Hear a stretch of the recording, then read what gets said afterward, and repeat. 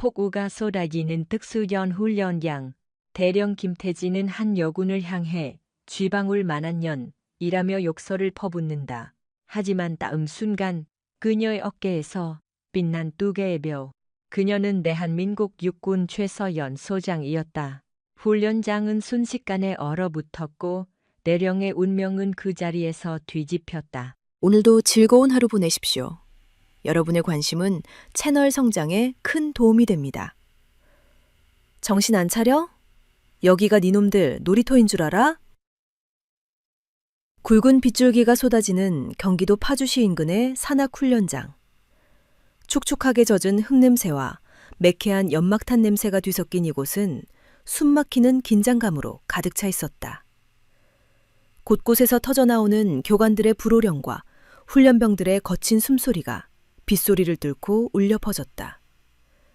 그 혼란스러운 현장을 지배하는 단 하나의 목소리가 있었으니 바로 훈련단장 김태진 대령이었다. 40대 후반, 날카로운 독수리 같은 인상을 지닌 그는 훈련장의 제왕처럼 군림하며 모든 상황을 통제하고 있었다. 김 대령은 진흙탕이 된 화생방 그장에서 막 기어나온 한 여군 장교의 앞길을 가로막았다. 방독면을 벗으며 구역질을 참아내는 여군을 보며 김 대령은 손에 든 지휘봉으로 그녀의 어깨를 툭툭 치며 모욕적인 언사를 퍼부었다. 비틀거리면서도 끝내 무릎을 꿇지 않고 버티는 그녀의 모습이 김 대령의 심기를 더욱 거슬리게 했다. 화가 난 김 대령은 옆에 놓인 빈 탄약통을 걷어찼고 요란한 쇳소리와 함께 흙탕물이 여군의 전투화 위로 튀어올랐다.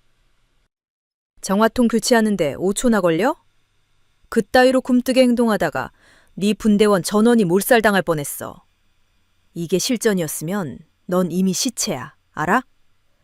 여기가 에어컨 나오는 사무실인 줄 아나 본데. 전쟁터에서 네 그 나태한 실수 하나가 부대 전체를 괴멸시킬 수 있다고. 동료들 목숨을 담보로 장난질 치지 마, 이 개념 없는 계집애야. 고함을 지르는 김 대령의 목에는 핏대가 섰고 눈은 경멸로 가득 차 있었다. 그는 진흙투성이가 된 그녀의 옷깃에 달린 계급장을 볼 생각조차 하지 않았다. 젊은 여자가, 그것도 20대 후반으로 보이는 여군이 이 험한 특수전 훈련장에 있다는 것 자체가 못마땅했기 때문이다. 기껏해야 본부 행정장교나 낙하산으로 들어온 풋내기 소위 정도로 치부해버린 김대령의 오만함이 화를 자초하고 있었다. 그는 그녀가 착용한 전술조끼가 일반 보급품과는 차원이 다른 특수 제작품이라는 사실조차 간과했다. 최서연은 김대령의 모욕적인 언사와 위협적인 행동에도 불구하고 당황하지 않았다. 20대 후반의 애뜬 얼굴이었지만 그녀는 잠시 눈을 감고 호흡을 가다듬더니 흐트러진 군장을 능숙하게 고참했다. 체류가스 때문에 눈물이 고여 있었지만 김대령을 올려다보는 최서연의 눈동자는 마치 맹수처럼 서늘하게 빛나고 있었다. 그 침착함과 기묘한 위압감에 김대령은 본능적인 거부감을 느끼며 더욱 길길이 날뛰었다. 최서연은 빗물에 젖은 앞머리를 쓸어넘기며 차분하게 입을 열었다. 쉰 목소리였지만 그 어조는 소름 끼칠 정도로 단호했다. 김태진 대령, 훈련단장으로서 교육생을 질책하는 건 정당한 권한입니다. 허나 지휘관이 감정을 통제하지 못하고 폭언과 인격 모독을 일삼는 건 군인 복무규율 위반입니다. 게다가 방금 그 언행은 상황에 따라 상관 모독죄로 군사재판에 회부될 수도 있다는 걸 명심하십시오. 그 말을 들은 김 대령은 어이가 없다는 듯 헛웃음을 흘렸다. 상관모독? 하! 이 건방진 소위 나부랭이가 돌았나. 지금 누구 앞에서 군법을 들먹여? 네 직속 상관 당장 튀어오라고 해. 어디서 굴러먹던 뼈다귀인지는 몰라도 오늘 네 군복 내가 직접 벗겨줄 테니까 각오해. 감히 대령 앞에서 훈계질이야? 가정교육을 어떻게 받았길래 이따위로 운동해? 당장 헌병대 불러서 이 미친 여자를 영창에 쳐넣어! 김대령은 이성을 잃고 고래고래 소리를 질렀다. 주변의 조교들과 통제관들은 사색이 되어 얼어붙었다. 눈치 빠른 몇몇은 이미 빗물에 씻겨 드러난 최서연의 견장을 확인하고 공포에 질려 입을 틀어막고 있었다. 김대령은 그것도 모른 채 최서연의 코앞까지 다가가 삿대질을 해댔다. 내 말 안 들려? 관등성명 대고 내 부대장한테 무전쳐. 너 같은 패급 장군은 내 손으로 매장시켜 줄 테니까.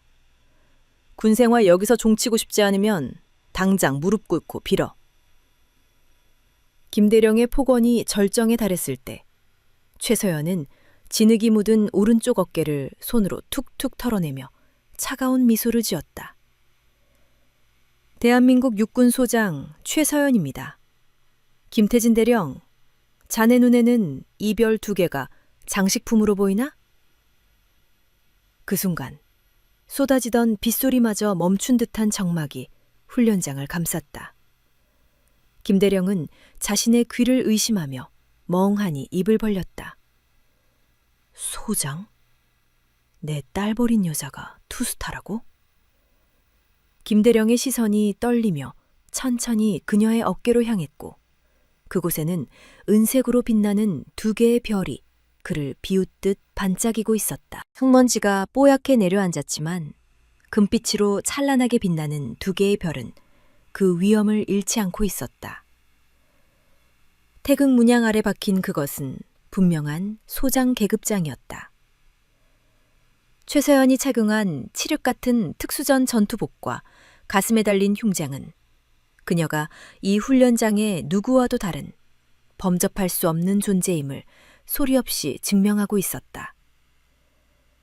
김대령의 얼굴에서 순식간에 혈색이 사라지며 시체처럼 창백해졌다. 방금 전까지 쏟아냈던 그 저열한 욕설과 당장이라도 옷을 벗기겠다는 오만한 협박이 실은 까마득한 상급자인 장성에게 향했다는 끔찍한 사실이 뇌리를 스쳤다. 그는 숨이 턱 막히는 공포 속에서 턱이 덜덜 떨리기 시작했고 등줄기에는 식은땀이 비오듯 흘러내렸다. 최서연 소장은 계급장을 보고 얼어붙은 김대령을 서늘한 눈빛으로 내려다보고 있었다. 그 눈동자에는 일말의 동요도 없었다. 정식으로 관등 성명되겠습니다. 김태진 대령. 본관은 육군 특수전 사령부 작전처장 최서연 소장입니다. 지금 이 시간부로 귀하의 그 천박한 언동과 하극상에 가까운 군기 문란에 대해 엄중히 책임을 묻겠습니다. 김대령은 보이지 않는 거대한 둔기로 뒤통수를 가격당한 듯 비틀거렸다. 콧대 높던 그의 표정은 비굴함과 공포로 흉하게 일그러졌다. 평생을 바쳐 쌓아올린 대령이라는 자존심이 고작 30도 되지 않아 보이는 젊은 여성 장군 앞에서 모래성처럼 허무하게 무너져 내리고 있었다. 연병장에 있던 수백 개의 눈동자가 김대령을 향해 꽂혔다. 개줌에는 통쾌해하는 눈빛도 안쓰러워하는 눈빛도 섞여 있었다. 김태진 대령은 흐릿해지는 정신을 가까스로 부여잡았다. 이성이 마비된 상태였지만 30년 군생활이 만든 조건반사는 무서웠다. 그의 몸은 생각보다 먼저 반응하여 상급자 앞에서 취해야 할 부동자세를 취하고 있었다. 잔뜩 위축된 어깨와 함께 고개가 푹 숙여졌다. 호랑이 같던 기세는 사라지고 쥐어짜는 듯한 목소리만이 흘러나왔다. 소장님, 죽을 죄를 지었습니다. 제가 잠시 눈이 멀어 실수를 범했습니다. 부디 용서해 주십시오. 김대령의 목소리는 파들파들 떨리고 있었고 관자놀이를 타고 흐른 땀방울이 턱끝 끝에서 뚝뚝 떨어졌다. 부하들을 쥐잡듯 잡던 포악한 지휘관은 사라지고 군법회의에 회부될까 두려워하는 늙은 군인 하나만이 덩그러니 서 있었다. 최서연 소장은 팔짱을 낀 채 그 비굴한 모습을 묵묵히 지켜보았다. 그녀의 차가운 무표정은 김대령을 더욱 숨막히게 만들었다. 단순한 실수라고 포장하지 마십시오. 이건 명백한 권력 남용이자 군기 위반입니다. 지휘관이 식별 절차도 없이 욕설부터 뱉는 게 귀부대 전통입니까? 방금 귀하가 뱉은 말들은 상관 모욕죄는 물론이고 군형법 제64조에 의거해 엄중한 처벌을 받을 수 있는 사안입니다. 최서연의 목소리는 크지 않았지만 그 울림은 김대령의 폐부를 찌르는 비수와 같았다. 군형법이라는 단어가 귀에 박히는 순간 김대령은 눈앞이 캄캄해졌다. 그것은 30년 넘게 공들여 쌓은 답이 단 한 번의 말실수로 붕괴될 수 있다는 사형 선고나 다름없었다. 소장님, 제발 한 번만 기회를 주십시오. 연이은 야전 훈련으로 신경이 예민해져 있어 제가 미쳤던 것 같습니다. 소장님을 타부대 부사관으로 착각하여 정말 죽을 죄를 지었습니다. 김대령은 체면도 내던지고 두 손을 비비며 애원했다. 저녁을 앞둔 시점에서 불명예 제대만은 막아야 한다는 생존 본능만이 남았을 뿐이었다. 최서연 소장은 더 들을 가치가 없다는 듯 말을 잘랐다. 상대를 착각했다는 변명이 더 실망스럽군요. 그렇다면 상대가 소장이 아니었다면, 초급 간부나 병사였다면 그런 모욕을 줘도 된다는 뜻입니까? 계급장이 인격살인의 면허증은 아닙니다. 김대령은 지휘관이 갖춰야 할 기본적인 소양조차 망각했습니다. 최서연은 천천히 고개를 돌려 연병장을 메운 병사들을 바라보았다. 수백 명의 시선이 이 숨막히는 대치 상황에 고정되어 있었다. 그녀는 단순히 김대령을 처벌하는 것으로 끝낼 생각이 없었다. 썩어빠진 권위주의를 도려내고 올바른 지휘관상을 각인시킬 절호의 기회였다. 김태진 대령, 지금 즉시 뒤로 돌아서십시오. 그리고 이곳에 모인 훈련병과 장교들 전원에게 정중히 사과하십시오. 계급의 고하를 막론하고 전우를 존중하겠다는 맹세를 당신의 입으로 직접 증명해 보이십시오. 이것이 내가 당신에게 베푸는 마지막 자비입니다. 김대령은 멍한 표정으로 자신을 쳐다보는 수많은 부하들과 마주했다. 쥐구멍이라도 찾고 싶은 치욕스러움에 얼굴이 화끈거렸지만 별 2개가 지시한 명령을 거역할 배짱은 없었다. 여기서 불복종했다가는 옷을 벗는 것으로 끝나지 않을 거라는 공포가 그를 움직였다. 그는 떨리는 숨을 크게 들이마셨다. 입술을 깨물며 억지로 목소리를 쥐어짜냈다. 생애 가장 비참한 순간이었다. 저 총괄 통제관 김태진 대령은 금일 훈련관에 씻을 수 없는 과오를 범했습니다. 입에 담지 못할 욕설과 폭언으로 군인의 품위를 심각하게 훼손했습니다. 계급이 높다는 이유로 부하들을 하대하고 인격을 모독했던 저의 오만함을 머리 숙여 사죄드립니다. 여러분은 저와 같은 실수를 범하지 않는 훌륭한 군인이 되길 바랍니다. 저 또한 오늘을 계기로 뼈를 깎는 반성을 통해 부끄럽지 않은 지휘관으로 거듭나겠습니다. 죄송합니다. 김태진 대령의 목소리가 잦아들자 연병장에는 숨막히는 정적이 감돌았다. 찬바람이 불어와 깃발만이 요란하게 펄럭였다. 최서연 소장은 차가운 눈빛으로 그를 응시하며 입을 열었다. 김대령, 귀하의 지휘 방식은 구시대적이며 위험합니다. 즉시 지휘봉을 반납하고 오늘부터 제 전속 부관으로 보직을 변경합니다. 앞으로 내 24시간을 밀착 수행하며 병사가 아닌 간부가 갖춰야 할 진짜 리더십이 무엇인지 바닥부터 다시 배우십시오. 남은 전술 훈련은 제가 직접 진두지휘하겠습니다. 불만 있습니까? 김대령은 치욕감에 입술을 깨물었지만 이내 고개를 숙였다. 불만 없습니다. 알겠습니다, 소장님. 그 짧은 대답은 김대령이 자신의 오만을 꺾고 백의종군하겠다는 공개적인 선언과도 같았다. 훈련장에 모인 병사들은 웅성거림조차 잊은 채 그 광경을 지켜봤다. 늘 공포의 대상이었던 호랑이 교관이 젊은 여성 장군 뒤에 그림자처럼 서 있는 모습은 그야말로 신선한 충격이었다. 병사들의 눈빛 속에는 부조리에 대한 반감 대신 원칙이 지켜졌다는 쾌감과 최서연 소장에 대한 경외심이 타오르기 시작했다. 절대 권력자였던 김대령이 한순간에 수행비서로 전락해 소장의 뒤를 따르는 모습은 부대 역사상 전무후무한 사건이었다. 소문은 발없는 말이 되어 인근 사령부까지 퍼져나갔고 철의 여인 최서연 소장의 무용담은 병사들 사이에서 신화가 되었다. 김대령은 최 소장의 운전병 역할까지 자처하며 그녀의 일거수일투족을 보좌했다.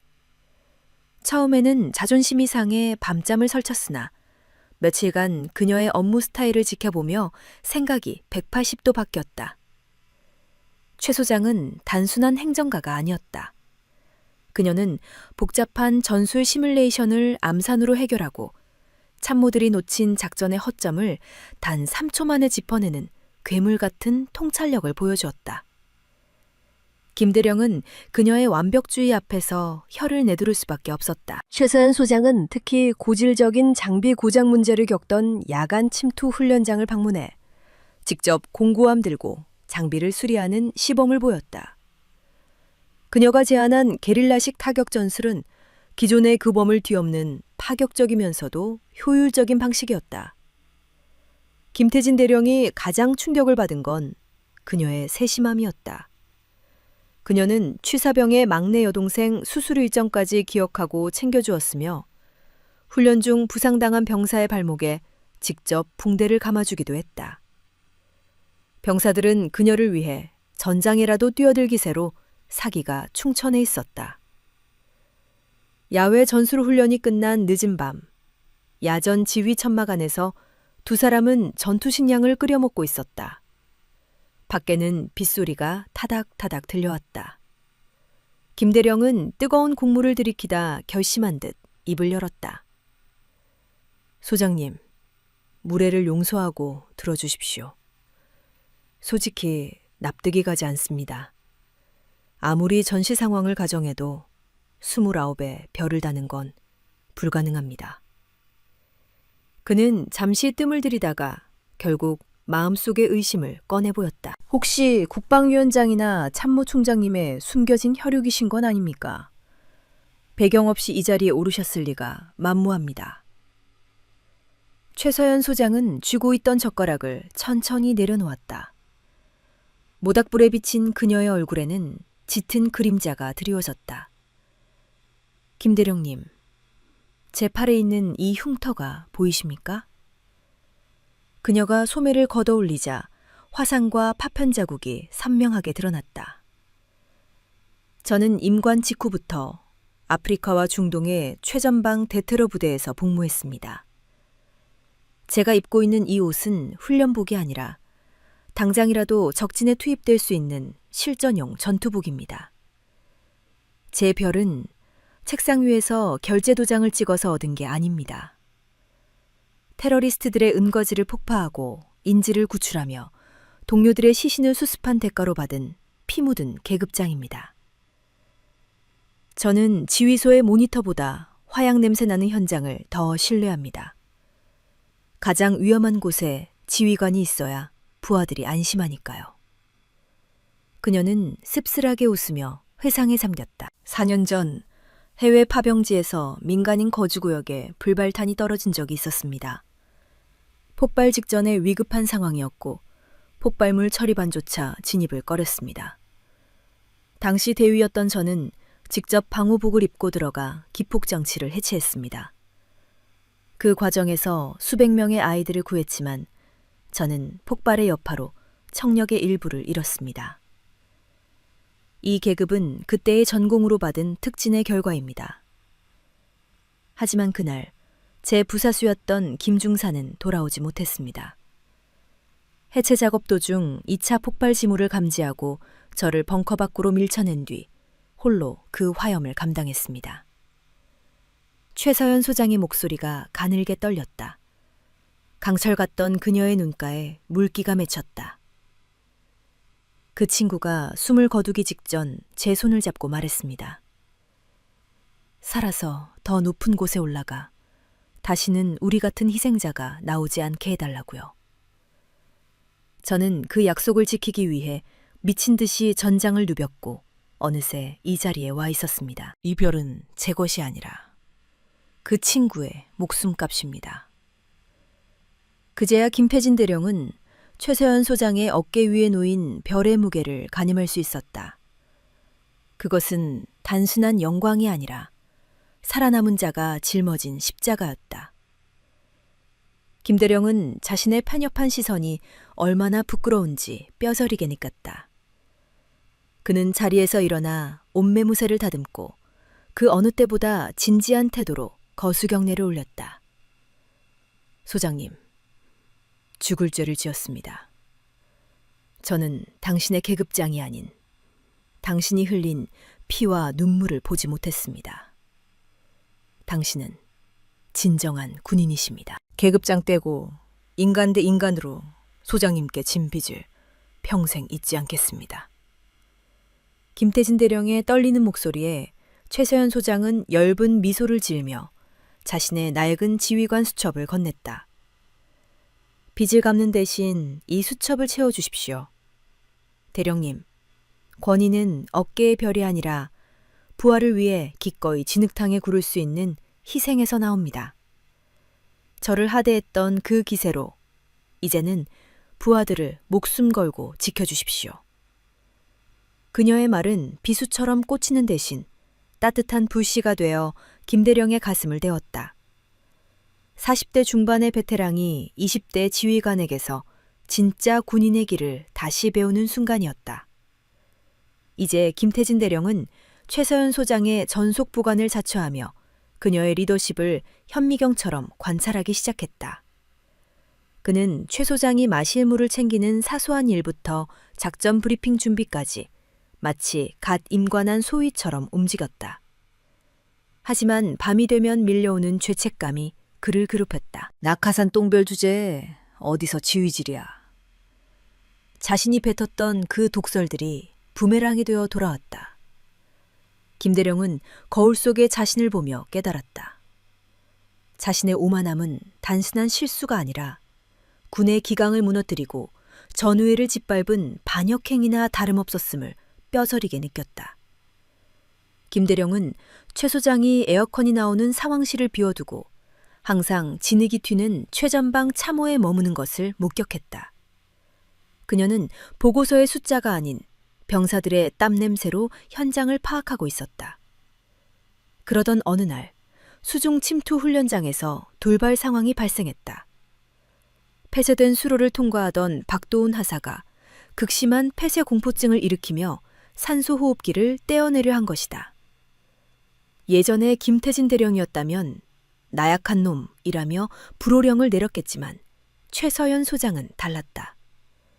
그녀는 망설임 없이 차가운 오물이 가득한 수로 안으로 몸을 던졌다.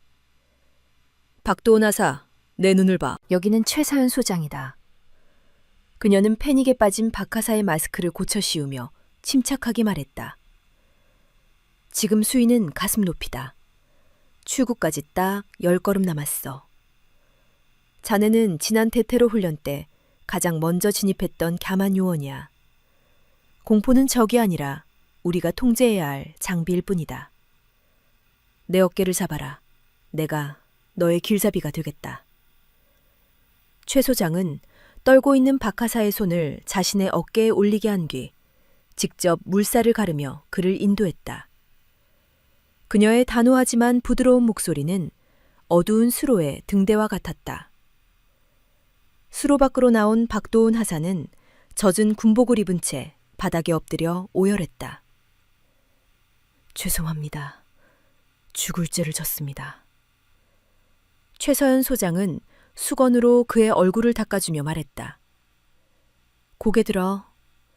포기하지 않고 끝까지 완주했으니 자네는 승리자다. 오늘의 공포가 내일 너를 더 강하게 만들 거야. 이를 지켜보던 김태진 대령은 머리를 한 대 얻어맞은 듯한 충격을 받았다. 그는 그날 밤 수첩에 굵은 글씨로 적었다. 지휘관의 가장 강력한 무기는 고함 소리가 아니라 병사의 손을 잡아주는 따뜻한 체온이다. 나는 그동안 허수아비 지휘관이었다. 김태진 대령은 변화를 행동으로 옮기기로 결심했다. 아침 점호 시간, 그는 단상에서 자신의 계급장을 떼어 탁자에 올려두었다. 나 김태진은 그동안 계급 뒤에 숨어 너희들을 부속품 취급했다. 특히 최서연 소장님께 보였던 추태는 내 인생 최대의 수치다. 그의 파격적인 고해성사는 연병장을 술렁이게 했다. 이제부터 나는 지시하는 상관이 아니라 너희와 함께 뛰는 전우가 되겠다. 나를 믿지 말고 내가 보여줄 행동을 믿어라. 그의 진심 어린 외침은 얼어붙었던 7007 특임대의 심장을 다시 뛰게 했다. 공포로 통제되던 부대는 이제 전우회로 똘똘 뭉친 원팀으로 다시 태어나고 있었다. 김대령의 리더십은 이제 고압적인 명령이 아닌 부대원들의 마음을 움직이는 울림이 되었다. 최서연 소장의 파견 기간이 얼마 남지 않은 시점. 그녀는 김대령을 불렀다. 김대령님, 서류상의 인계는 없습니다. 내일 새벽 대항군과의 실전 모의 전투가 대령님의 복귀를 결정할 최종 시험대가 될 것입니다. 그것은 단순한 평가가 아니라 김태진 대령이 진정한 리더로 다시 태어났는지 증명해야 할 마지막 전장이었다. 최서연 소장은 그에게 지휘관으로서의 자질을 검증할 마지막 시험을 내렸다. 폭우가 쏟아지는 강원도 산악지대 707 특수임무대는 가상의 적기지를 타격하는 야간 훈련을 진행 중이었다. 그때 돌발 상황이 발생했다. 침투하던 팀원 중 하나가 부비트랩 설정 구역에서 가상의 파편상을 입은 것이다. 최서연 소장의 목소리가 무전기를 타고 흘러나왔다. 김대령, 상황판 보고 있나? 손영민 상사가 대퇴부 부산 설정으로 이동 불가 상태다. 그를 데리고 가려면 우회로를 써야 하고 도착 시간은 50분 지체된다. 작전 성공 확률은 급격히 떨어진다. 자네라면 이 딜레마를 어떻게 해결하겠나? 대의를 위해 소수를 희생할 것인가? 예전에 김태진 대령이었다면 고민할 가치도 없다는 듯 작전 우선을 외쳤을 것이다. 그는 병사들을 채사판의 말처럼 여기며 승리를 위해서라면 희생은 불가피하다고 믿었던 냉혈한이었다. 김대령은 무전기 송신 버튼을 누르려다 멈칫했다. 모니터 속의 수치와 빛 속에서 고통스러워할 손영민 상사의 얼굴이 겹쳐 보였다. 최서연 소장이 강조했던 사람이 먼저다 라는 철학이 그의 가슴을 쳤다. 그는 결심을 굳힌 듯 마이크를 잡았다. 소장님, 저는 2마리 토끼를 다 잡댔습니다. 손영민 상사를 포기하지 않습니다. 최 소장이 되물었다. 대안이 있나? 별동대를 조직해 손 상사를 후송시키고 제가 직접 선발대를 이끌고 최단 루트인 절벽 구간을 돌파하겠습니다. 위험 부담은 크지만 제 부하를 사지에 두고 얻은 별은 제게 짐이뿐입니다. 부하의 목숨을 지키지 못하는 지휘관에게 승전보는 의미가 없습니다.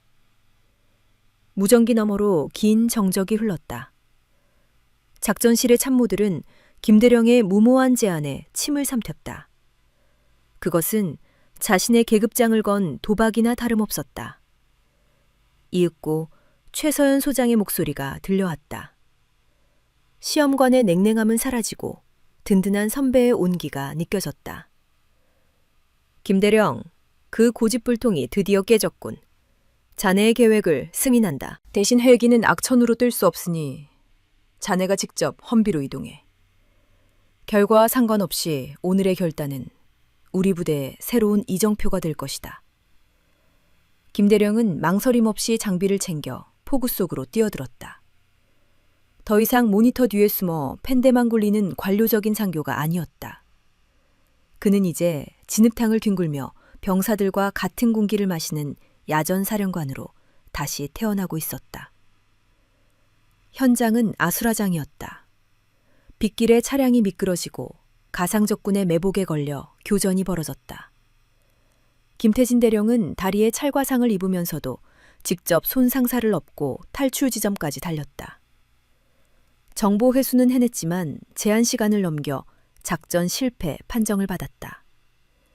김 대령은 변명 없이 실패 보고서를 작성해 제출했다. 다음 날 보고서를 받아든 최서연 소장은 그 자리에서 종이를 찢어버렸다. 김태진 대령, 자네는 서류상의 승리 대신 사랑을 얻었네. 부대원들이 자네를 보는 눈빛이 달라진 걸 모르나? 자네는 우리 부대의 가장 강력한 무기인 전우회를 회수해왔어. 그녀는 미소를 지으며 덧붙였다. 내 평가서엔 작전 대성공이라고 적힐 걸세.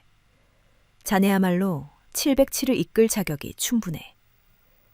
그 말은 김 대령이 오랫동안 짊어졌던 죄책감을 씻어주는 면죄부와도 같았다.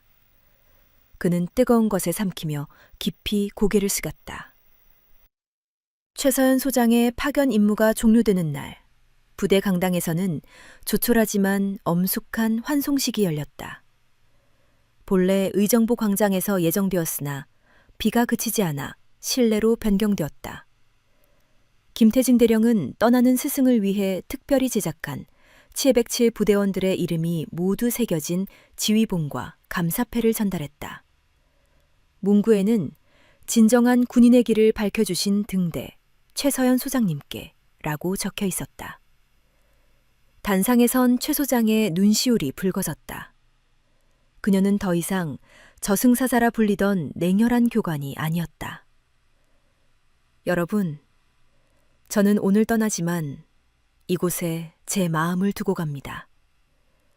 그녀의 시선이 김태진 대령에게 머물렀다. 특히 김태진 대령님, 과거 제게 던졌던 날선 비난들을 기억하십니까? 당신은 그것이 틀렸음을 말로 사과하는 대신 땀과 흙투성이가 된 행동으로 진명해 보였습니다. 당신은 이제 제가 본 가장 훌륭한 지휘관 중 한 명입니다. 부하의 안위를 전공보다 중히 여긴 김 대령의 결단은 진정한 지휘관의 덕목을 증명했습니다. 계급장이 인격의 척도가 될 순 없습니다. 군복을 입은 우리는 오로지 헌신으로만 증명되어야 합니다. 최서연 소장은 잠시 숨을 고르며 연병장을 가득 메운 장병들을 응시했다.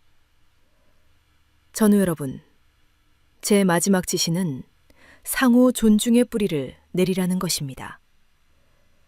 여러분의 등 뒤를 맡길 전우야말로 전쟁터에서 가장 강력한 무기입니다. 가슴에 단 훈장보다 전우를 향한 믿음을 먼저 챙기십시오. 이것이야말로 우리 군이 걸어가야 할 혁신의 길입니다.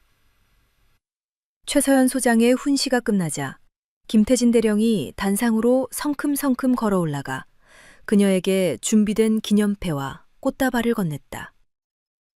두 지휘관은 단상 위에서 묵직한 신뢰의 눈빛을 나눴다. 김 대령은 절도 있고 완벽한 자세로 거수경례를 올렸다. 소장님, 주신 깨달음을 가슴 깊이 새기겠습니다. 소장님께서 심어주신 존중의 씨앗을 반드시 거목으로 키워내겠습니다. 감사합니다. 최서연 소장은 온화한 미소를 띠며 김 대령의 어깨를 힘주어 잡았다. 김 대령, 당신이 만들어갈 새로운 부대를 기대하겠습니다. 무운을 빕니다. 그녀가 검은색 세단에 몸을 싣고 위병소를 통과하자 연병장의 모든 병사들은 차가 흙먼지 속으로 사라질 때까지 부동자세로 경례를 유지했다. 그들의 눈빛은 과거의 공포심이 아닌 진정한 멘토를 떠나보내는 아쉬움과 존경심으로 가득 차 있었다. 강압적인 지시가 아닌 마음을 움직이는 리더십이 남긴 묵직한 울림이었다. 이 일화는 계급과 성별을 떠나 인간 존중이 리더십의 본질임을 시사한다. 김태진 대령은 자신의 독선이 부대를 망치고 있었음을 통렬히 깨달았고 최서연 소장은 징계 대신 신뢰를 줌으로써 한 지휘관을 참된 리더로 다시 태어나게 했다. 김대령이 임무지상주의를 버리고 부하의 목숨을 선택했을 때 그는 단순한 상관을 넘어 병사들의 아버지로 거듭났다. 이는 상명하복이 절대적인 군 조직에서도 존중이라는 가치가 얼마나 큰 전투력 상승과 인간적 성숙을 가져올 수 있는지 증명한다. 최서연 소장이 떠난 지 석 달 후 김태진 대령이 이끄는 707 특수임무단은 상호 존중을 바탕으로 한 최정예 부대로 변모해 있었다. 김 대령은 병사들의 생일과 고민까지 챙기는 덕장이 되었다. 하지만 평온은 깨졌다. 서울 강남 한복판 테헤란로의 초고층 빌딩 지하연구소에서 원인 불명의 시스템 오작동으로 치명적인 신경가스가 유출되었다. 폭발음은 없었으나 무색무취의 독가스는 순식간에 빌딩 숲을 뒤덮었다. 초기 분석 결과 이는 기존 방독면 필터를 녹여버리는 신종 합성 독소로 판명되었다. 국방부는 데프콘 3에 준하는 비상태세를 발령하고 최정예 화생방 대응팀인 707 특임단에 출동 명령을 내렸다. 국가적 재난 앞에서 김태진 대령은 최서연 소장의 가르침을 떠올렸다. 그는 과거의 독선적인 모습 대신 부대원들을 모아 작전 지도를 펼쳐놓고 냉정하게 상황을 브리핑했다. 제군들, 현장은 지옥이다. 유출된 가스는 피부에도 치명적일 수 있는 미확인 물질이다. 시민들이 고립되어 죽어가고 있다. 나는 억지로 등을 떠밀지 않겠다. 두려운 인원은 열외해도 좋다. 그에 따른 불이익은 없을 것이다. 허나 나와 함께 들어가는 인원은 내가 반드시 살려드리고 나온다. 내 목숨을 걸고 약속한다. 김대령의 비장한 선언에 이탈자는 단 한 명도 없었다. 지휘관님을 믿습니다. 대원들의 눈은 공포가 아닌 투지로 불타올랐다. 14시 0분 특임대는 아수라장이 된 테헤란로에 진입했다. 유독 가스와 건물 스프링클러 물줄기가 섞여 시야는 최악이었다. 특수보호복을 착용한 대원들은 생체 신호 감지기를 앞세워 지하로 돌입했다. 지하 3층 메인 서버실 인근의 파이프라인은 이미 임계점을 넘은 상태였다. 고압 증기가 뿜어져 나오며 굉음을 냈다. 김대령은 안전한 지상 지휘소가 아닌 지하 진입로 입구에서 마이크를 잡았다. 이준성 소령, 수치가 레드존을 넘었다. 3번 섹터 밸브를 수동으로 잠궈야 한다. 경험 많은 대원 2명만 선발대 보내고 나머지는 엄호해. 내가 직접 후방을 방어한다. 상황은 1분 1초를 다투고 있었다. 김대령은 흔들리는 지휘 통제실 모니터를 응시하며 통신망을 통해 냉철하게 지시를 내렸다. 그의 지휘 아래 부대원들은 기계처럼 정밀하게 움직였다. 그는 고열로 인해 시야가 흐려진 밸브 차단조에게 끊임없이 교신을 보냈다. 윤대원, 심박수를 낮춰라. 지금 호흡이면 산소 탱크가 5분도 못 버틴다. 침착해라. 네 뒤엔 우리가 있다. 너는 내가 아는 최고의 요원이다. 버텨라. 김대령의 목소리에 담긴 확신은 화염 속에 고립된 대원들에게 유일한 생명줄이었다. 대원들은 화상을 입어가며 밸브를 잠그는 데 성공했지만 파이프의 미세한 균열에서 새어나오는 가스는 멈추지 않았다. 더 큰 문제는 가스의 색이 변하기 시작했다는 점이었다. 이는 CBRN 교본에도 없는 미지의 반응이었다. 김대령은 핏대를 세우며 국방부 한 라인을 잡았다. 국방부, 여기 현장 지휘관 김태진 대령이다. 현재 탐지기 센서가 녹아내리고 있다. 식별 불가능이다. 지금 당장 최고 등급의 화생방 전문가를 보내라. 10분 내로 조치하지 않으면 서울 시민 절반이 마비될 수도 있다. 무전기를 내려놓는 순간 김대령의 뇌리에는 유일한 해답인 최서연 소장이 스쳐 지나갔다. 이 기괴한 화학 반응을 해석할 수 있는 인간은 대한민국의 그녀뿐이었다. 과거의 앙금은 이미 사라진 지 오래였고 김대령에게 그녀는 경외의 대상이었다. 김태진 대령의 요청이 떨어지기 무섭게 상공에서 헬기 로터 소리가 지축을 울렸다. 특수작전사령부 직할 CBRN 대응팀이 레페를 타고 하강했다. 자욱한 연기 속에서 걸어나오는 선두 지휘관. 그녀는 예상대로 최서연 소장이었다. 최서연 소장은 검은색의 최신형 전술 방호 슈트를 입고 있었다. 바이저 너머의 눈빛은 살기를 띌 정도로 날카로웠다.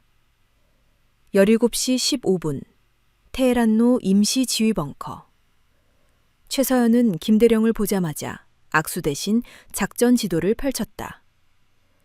김대령, 브리핑 시작하세요. 30초 내로 요점만. 그녀의 목소리는 얼음처럼 차가웠다. 김대령은 즉시 홀로그램 맵을 띄우며 보고했다. 현재 지하 3층 서버실 배관이 붕괴되었습니다. 유출된 가스가 공기와 닿자마자 붉게 변하며 폭발성 증기를 내뿜고 있습니다. 최 소장님, 대원 3명이 마비 증세로 후송됐습니다. 일반 제독제는 닿자마자 증발해버립니다. 김대령의 보고를 듣던 최사연은 성분 분석 모니터를 누려보았다. 데이터 패턴이 4년 전 그녀가 연구했던 폐기된 프로젝트와 일치했다. 이건 노바7이 변이된 오메가 블루입니다. 강릉사고 때의 그 녀석보다 훨씬 독해요. 방사능 입자가 섞여 있어서 일반 약품을 쓰면 오히려 기폭제가 됩니다. 급저온 상태의 질소 화합물인 제트 솔루션만이 이 연쇄 반응을 얼려버릴 수 있습니다. 지휘소의 장교들은 처음 듣는 물질명에 얼어붙었다. 김대령이 침을 삼키며 물었다. 제트 솔루션은 어디에 있습니까? 최서연이 시계를 보며 답했다. 용산연구소 지하 벙커예요. 헬기로 와도 1시간은 걸립니다. 그동안 가스가 메인 서버를 녹이지 못하게 막아야 해요. 제가 직접 지하 3층으로 내려가 수동으로 냉각 시스템을 가동하겠습니다. 김대령이 그녀의 앞을 막아섰다. 절대 안 됩니다.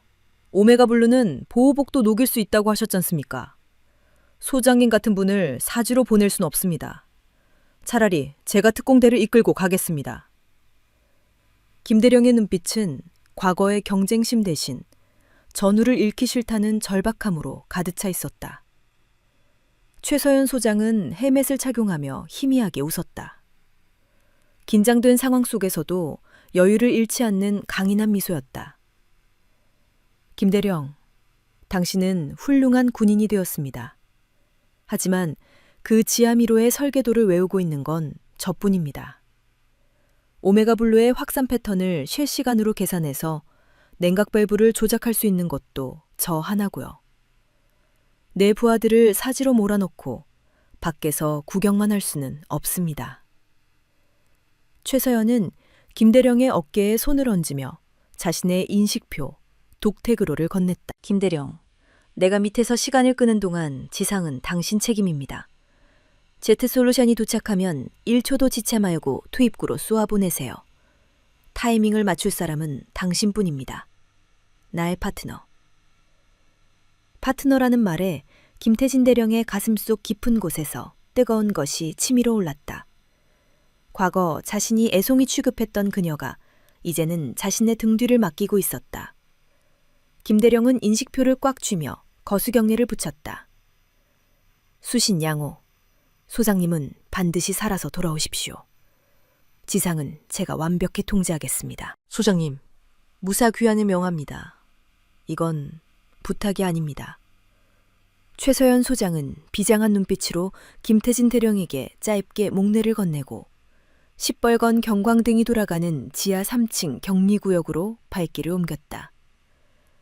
김대령은 닫히는 두꺼운 차폐문을 바라보며 과거 자신의 독선이 훌륭한 파트너를 사지로 내몰았다는 죄책감에 주먹을 꽉 쥐었다. 이제 그가 할 수 있는 속주는 오직 하나. 지상의 통제실에서 시스템을 완벽히 장악하여 그녀의 생존 확률을 1%라도 높이는 것뿐이었다. 최서연 소장이 진입한 직후 현장은 아수라장으로 변했다. 변종 화학물질인 노바7 가스가 환기구를 타고 역류하여 지상의 아스팔트마저 녹이기 시작했고 지하 3층의 압력 게이지는 붉은색 임계점을 넘나들며 요란한 사이렌을 토해냈다. 오후 7시 K 중화제를 적재한 전술 차량이 경찰의 호의를 받으며 고속도로를 뚫고 오고 있다는 보고가 떴다. 도착까지 남은 시간은 20분. 하지만 공포에 질려 마비된 도심 속에서 그 20분은 수백 년의 고통과도 같은 무게로 다가왔다. 그때 지직거리는 무전기 너머로 최서연 소장의 다급한 목소리가 들려왔다. 김대령, 메인 파이프 균열이 심각합니다. 수동으로 억제하고 있지만 제 힘으로는 8분이 한계입니다. 중화제가 도착하면 5분 내로 투입해야 합니다. 1초라도 늦으면 서울의 절반이 날아갑니다. 김태진 대령은 즉시 상황실이 떠나가라 소리쳤다. 전병력 주목! 중화제 도착 즉시 이 구역 화물 승강기를 확보해 최단 거리로 돌파한다. 시야 확보가 불가능한 독가스실로 들어가는 자살 특공 작전이다. 하지만 누군가는 해야 한다. 그 순간 707 특임대원들이 침묵을 깨고 나섰다. 선두에 선 것은 과거 김태진 대령에게 가혹행위에 가까운 얼차려를 받아 진급이 누락되었던 정우진 이등병이었다.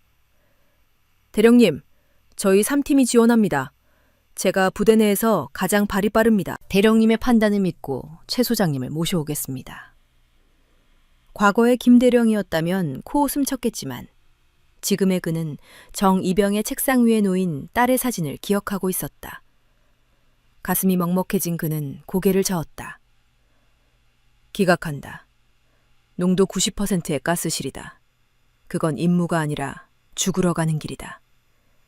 내 특수 방호복만이 그나마 버틸 수 있다. 내가 직접 간다. 지휘관으로서의 마지막 책임이다. 김대령이 산소 마스크를 집어드는 순간 스피커에서 최서연 소장의 호통이 터져나왔다. 김태진 대령, 그 자리에 멈추십시오. 지휘관이 자리를 비우면 지상 관제 코드는 누가 입력합니까?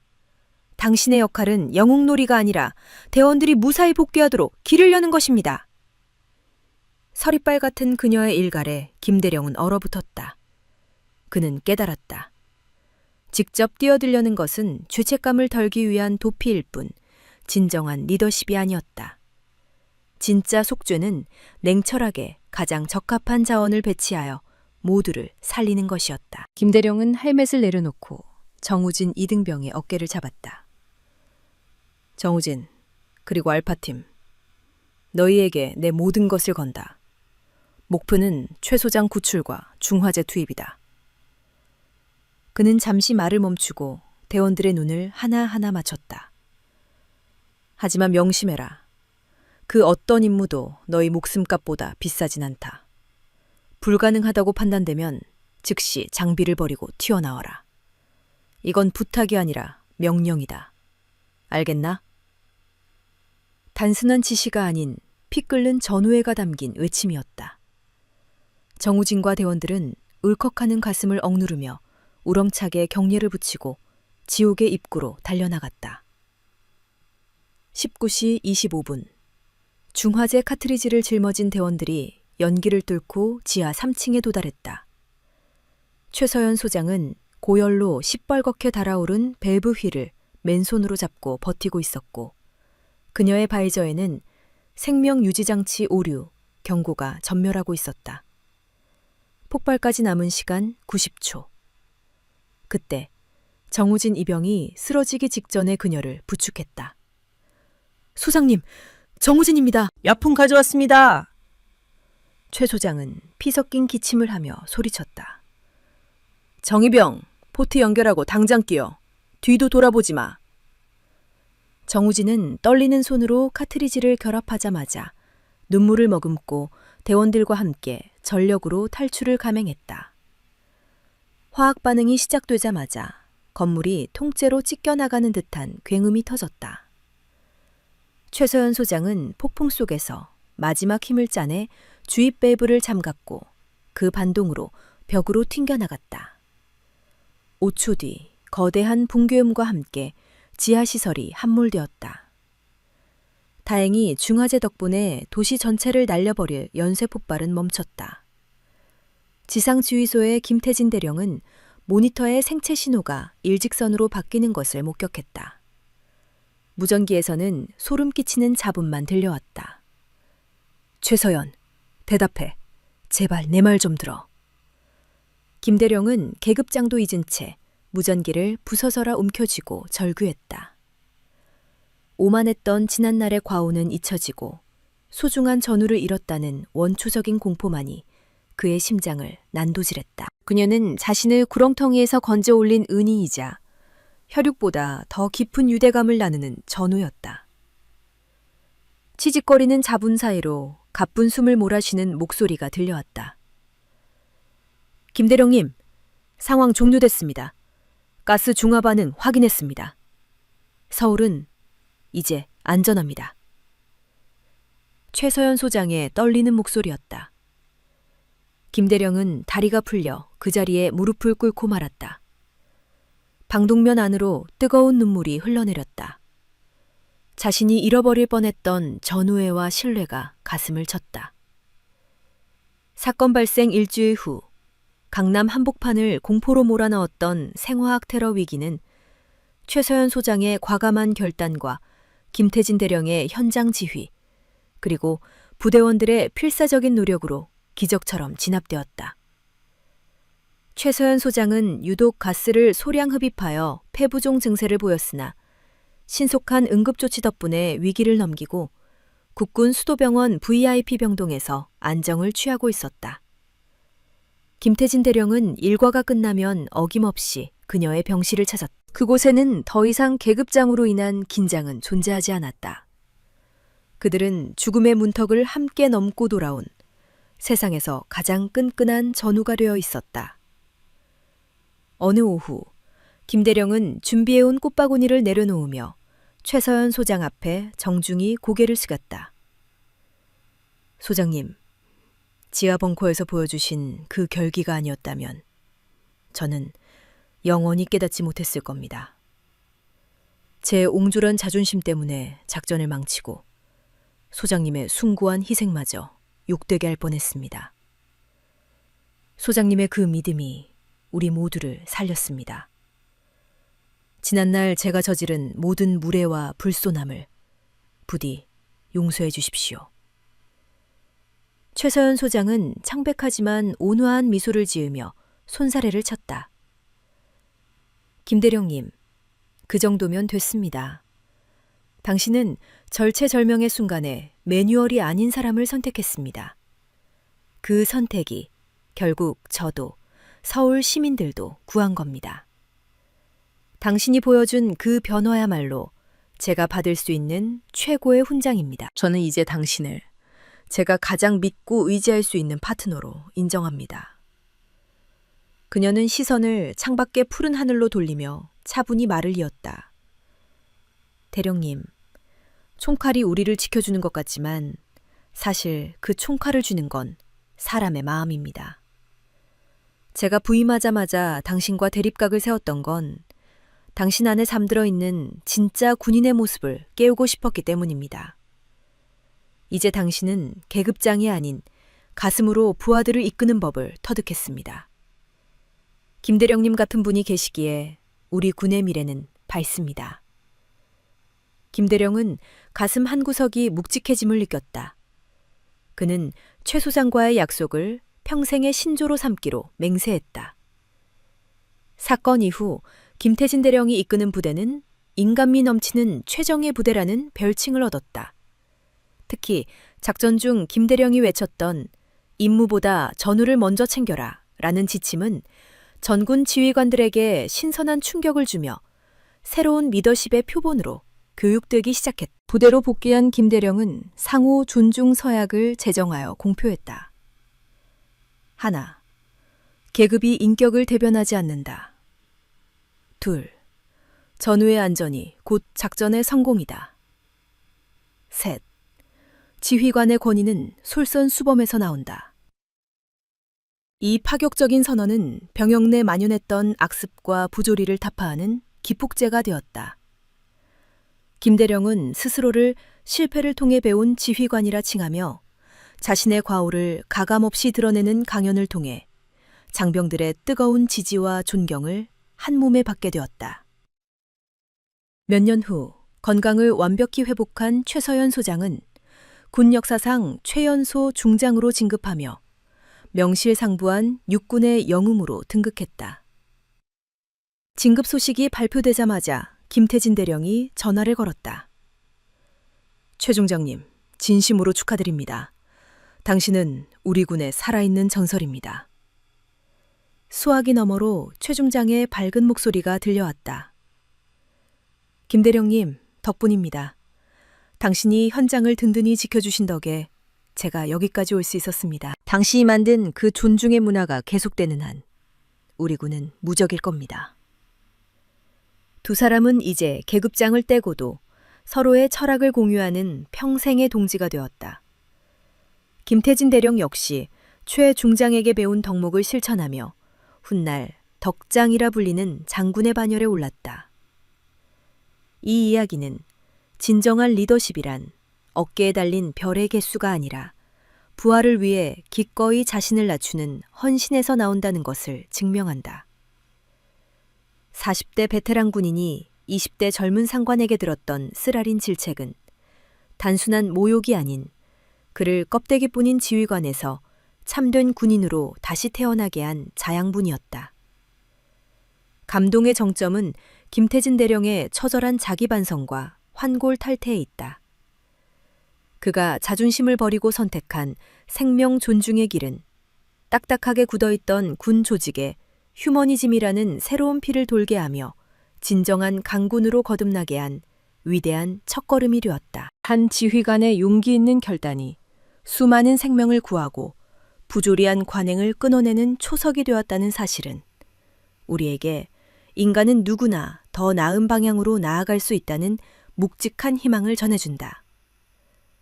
계급의 벽을 허문 두 군인의 진한 전우에는 군인의 사명감과 인간에 대한 예우가 어떻게 조화를 이룰 수 있는지 보여주는 완벽한 본보기다. 서울 용산구 국방 컨벤션 센터. 벚꽃이 흩날리는 화창한 주말이었다. 예식장은 수많은 하객들로 발디딜 틈이 없었다. 오늘의 신랑은 707 특수임무대대 역사에 남을 테헤란노의 기적 작전을 성공으로 이끈 주역, 정우진 중사였다. 어리숙했던 이등병 시절을 지나 이제는 듬직한 중사가 되어 한 여자의 남편이 되는 날이었다. 입구에서 분주하게 하객을 맞이하던 정우진 중사의 눈이 순간 커졌다. 로비 끝에서 군복이 아닌 정복을 갖춰 입은 거물급 인사 2명이 천천히 걸어오고 있었기 때문이다. 왼쪽에는 별 하나를 단 김태진 중장이, 오른쪽에는 별 셋을 단 최서연 중장이 위풍당당하게 서 있었다. 예식장에 있던 현역 군인들이 홍해 갈라지듯 길을 터주며 절도 있게 격려를 올렸다. 두 장군은 권위적인 표정 대신 따스한 미소를 머금고 있었다. 정중사, 오늘만큼은 세상에서 제일 멋지구만. 결혼 축하하네. 김태진 중장이 정우진의 손을 힘주어 잡았다. 정우진은 벅찬 감동에 목이 메었다. 주장님, 그리고 중장님, 정말 와주실 줄은 몰랐습니다. 평생 잊지 못할 영광입니다. 최서연 중장은 정우진의 어깨를 가볍게 두드렸다. 자네가 없었다면 나도 이 자리에 없었을 거야. 지하 터널에서 그 독가스통을 안고 달리던 자네 뒷모습이 아직도 선한데 벌써 새 신랑이라니. 내 생명의 은인 결혼식인데 국방부 장관 호출이라도 제치고 와야지. 정우진 중사의 신부가 놀란 토끼 눈으로 물었다. 자기야, 이분들이 그 유명한 두 분이셔? 정우진이 어깨를 으쓱하며 대답했다. 그래, 내 군 생활의 이정표가 되어주신 분들이야. 병사를 부속품이 아닌 목숨 걸고 지켜야 할 전우로 대해주신 나의 영원한 스승님들이지. 예식은 주례없는 결혼식으로 진행되었고 김태진 중장이 축사를 맡았다. 단상에 선 김 중장은 잠시 정우진을 바라보다 입을 뗐다. 신랑 정우진 군은 과거 707부대에서 누구보다 겁이 많았지만 결정적인 순간에는 누구보다 앞장섰던 용사였습니다. 저는 이 친구를 통해 계급이 용기를 만드는 것이 아니라 책임감이 용기를 만든다는 것을 배웠습니다. 두 사람이 만들어갈 가정에도 서로에 대한 깊은 신뢰와 존중이 깃들기를 기원합니다. 하객들의 기립박수가 쏟아졌다. 테이블로 돌아온 김준장을 보며 최서연 중장이 와인잔을 기울였다. 김태진 중장이 조용히 회상에 잠겨 말했다. 중장님, 그때 제가 정이병을 사지로 몰아넣었다고 자책했었는데 오늘 보니 그 시련이 이 친구를 이렇게 단단하게 만들었나 봅니다. 그때 중장님께서 저를 믿어주지 않으셨다면 저는 성급한 판단으로 모든 걸 망쳤을 겁니다. 최서연 중장이 부드럽게 웃으며 답했다. 그때 김 중장님은 최고의 결단을 내리신 겁니다. 부하를 사지로 보내면서도 그를 믿고 기다리는 것. 지휘관으로서 그보다 더 큰 고통과 용기는 없으니까요. 오늘 정중사의 환한 미소를 보니 우리가 그때 지켜낸 건 단순한 작전 성공이 아니라 한 사람의 인생이었네요. 세월이 흘러 강원도 철원의 최전방 부대. 이제는 소장으로 진급하여 사단장이 된 김태진 장군은 예하 부대 불시검열을 나왔다. 특수전을 떠나 야전 지휘관이 된 그는 여전히 덕장으로 명성이 자자했다. 수송부 정비고를 지나던 중 건물 뒤편 그늘진 곳에서 날카로운 고함 소리가 들려왔다. 야! 눈 똑바로 안 떠? 정비하다가 졸아? 네가 그러고도 정비병이야? 당장 영창 가고 싶어? 김 소장의 미간이 깊게 패였다. 소령 계급장을 단 정비대장이 진흙탕 바닥에 무릎 꿇은 일병의 머리를 툭툭 치며 인격 모독적인 폭언을 퍼붓고 있었다. 그 광경은 10수년 전 자신이 포천 훈련장에서 부하들에게 저질렀던 씻을 수 없는 과오와 너무나도 똑같아 등골이 서늘해질 정도였다.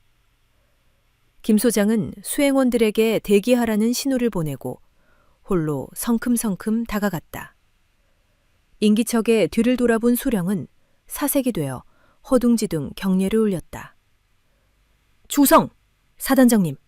정비 태만병사를 훈계하고 있었습니다. 김 소장은 소령의 경례를 무시한 채 바들바들 떨고 있는 일병에게 먼저 다가갔다. 일병, 일어나라. 군인의 무릎은 조국을 위해 기도할 때나 사격할 때 꿇는 것이다. 상급자의 화풀이 대상이 되라고 있는 것이 아니야. 일병이 눈치를 보며 주춤주춤 일어나자 김 소장은 주머니에서 손수건을 꺼내 병사의 더러워진 무릎을 털어주었다. 그리고 얼어붙은 소령을 향해 서늘한 목소리로 물었다. 소령, 자네는 방금 병사의 실수를 바로잡으려 한 것인가? 아니면 자네의 권위를 확인하려 한 것인가? 그것이 차량 안전이 워낙 중요해서. 안전은 중요하지. 하지만 자네의 그 고압적인 태도가 병사를 더 긴장하게 만들어 실수를 유발한다는 생각은 안 해봤나? 공포심은 충성심을 만들지 못해 위선적인 복종만 만들 뿐이지. 소령은 입을 다물었다. 김 소장은 소령의 어깨를 꽉 쥐며 묵직하게 말했다. 나도 예전엔 자네처럼, 아니, 자네보다 더 끔찍한 폭군이었다. 그때 나를 일깨워준 분이 계셨지. 계급장은 권력을 휘두르라고 있는 게 아니라 더 무거운 책임을 지라고 있는 것이다. 자네가 이 병사를 도구로 대하면 전장에서 이 병사는 자네를 방패로 쓸 거야.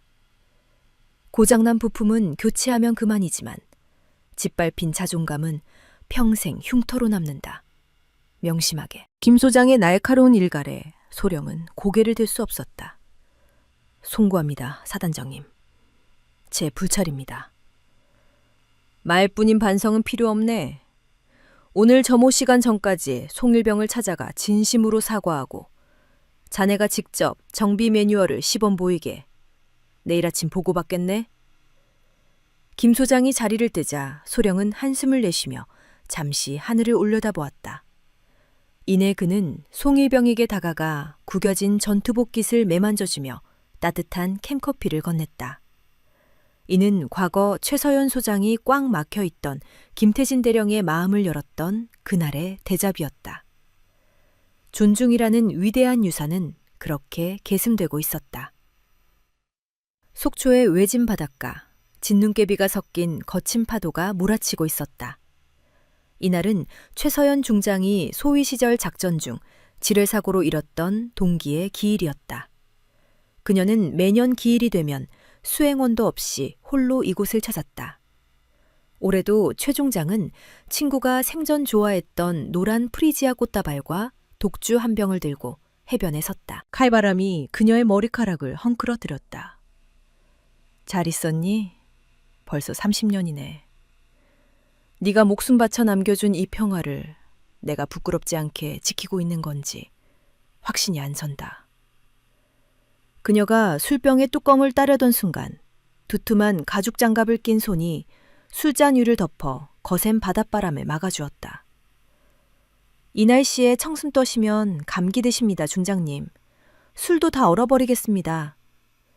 최서연이 놀란 눈으로 돌아보자 코트깃을 잔뜩 세운 김태진 소장이 눈을 맞으며 서 있었다. 김 소장? 여긴 어떻게 알고? 당번병에게 몰래 일정을 확인했습니다. 예전에 지나가듯 말씀하신 날짜를 기억하고 있었죠. 대장님을 이 추운 곳에 혼자 두는 건 부하된 도리가 아닙니다. 김태진은 자연스럽게 술병을 건네받아 고인을 위해 정성스레 술을 올렸다. 그는 품에서 미리 챙겨온 마른 오징어를 안주로 꺼내놓은 뒤 바다를 향해 절도 있는 거수경례를 붙였다. 선배님 안녕하십니까? 저는 최 중장님의 영원한 앙숙이자 전우인 김태진 소장입니다. 선배님 덕분에 최 중장님 같은 훌륭한 지휘관이 탄생했습니다. 하늘에서는 걱정 마십시오. 이 고집불통인 최 중장님은 이제 꼴통 후배인 제가 확실하게 보필하겠습니다. 최서연의 눈가에 고인 눈물이 바닷바람에 식어갔다. 늘 죄책감에 시달리던 추모식이 김태진의 온기로 채워졌다. 고마워요, 김 소장. 당신 정말 못 말리는 사람이네. 별 말씀을요. 저도 공범이 되어야 중장님이 덜 슬프실 테니까요. 선배님도 저처럼 듬직한 후배가 인사드리러 와서 좋아하실 겁니다. 김태진이 너스레를 떨자 최서연은 피식 웃음을 터뜨렸다. 더 이상 파도 소리가 처량하게 들리지 않았다. 두 사람은 병뚜껑에 남은 소주를 나눠 마시며 말없이 수평선을 응시했다. 계급장을 넘어선 인간 대 인간으로서의 위로가 그곳에 있었다. 10년 후 육군사관학교 대강당. 전장의 냉철함과 인간의 따뜻함이라는 대형 현수막 아래 수천 명의 예비 장교들이 집결했다. 세월이 흘러 최서연은 육군 참모총장, 김태진은 합참 의장이 되어 나란히 단상에 올랐다. 군에 살아있는 전설인 두 사성 장군의 등장만으로도 장내는 압도적인 긴장감과 존경심으로 가득 찼다. 그들의 가슴에 달린 수많은 훈장은 그들이 헤쳐온 역사를 대변하고 있었다. 최서연 대장이 부드러운 카리스마로 입을 열었다. 생도 여러분, 군인의 본질은 파괴가 아니라 수호입니다. 적을 제압하는 것보다 내 옆에 전우를 살리는 것이 더 위대한 승리입니다. 그녀는 미소를 지으며 옆에 선 김태진 대장을 가리켰다. 솔직히 말해 여기 김태진 대장과 저는 한때 서로를 군사재판에 넘기고 싶어 할 만큼 앙숙이었습니다. 장내에 폭소가 터졌다. 하지만 위기의 순간 우리는 등을 맞대고 싸웠습니다. 계급장이 빛나는 건 금박 때문이 아니라 그 무게를 견디며 병사들을 위해 흘린 피와 땀 때문임을 잊지 마십시오. 백발이 성성한 김태진 대장이 마이크를 잡았다. 그는 자신의 낡은 베레모를 들어보였다. 나는 과거에 계급장만 믿고 설치는 무식한 지휘관이었다. 최 장군을 만나기 전까지는 병사들을 소모품 취급했지. 장내는 스간해졌다. 하지만 깨달았다. 적보다 무서운 건 부하들의 신뢰를 잃은 지휘관이다. 너희가 지켜야 할 것은 영토가 아니라 그 땅 위에 서 있는 너희 부하들의 목숨망이다. 사람이 전부다. 그것이 우리 세대가 너희에게 남기는 마지막 명령이자 유산이다.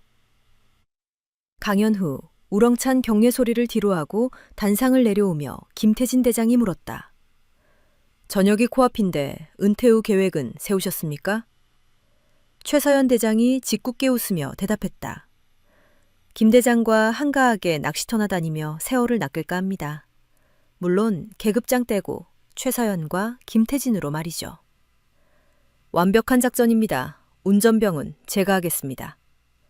아니요, 운전은 제가 합니다. 김 대장님은 내비게이션을 봐도 길을 못 찾지 않습니까? 아, 그건 작전상 보안 유지 때문에 일부러 헤맨 겁니다.